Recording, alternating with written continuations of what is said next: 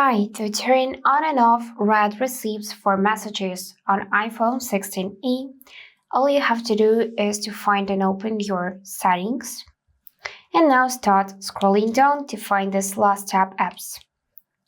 In apps, you can either scroll down again and find messages, or you can manually input messages in this search bar and find it quickly.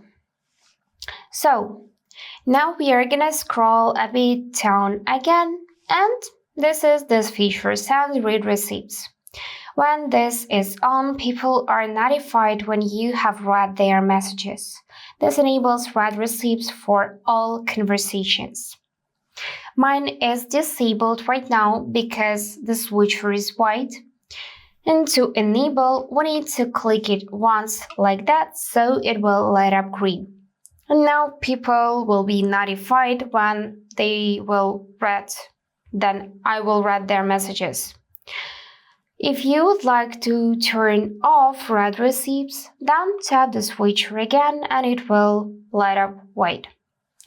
So that's it for today. If this video was helpful, please subscribe, like and comment. And I wish you all the best.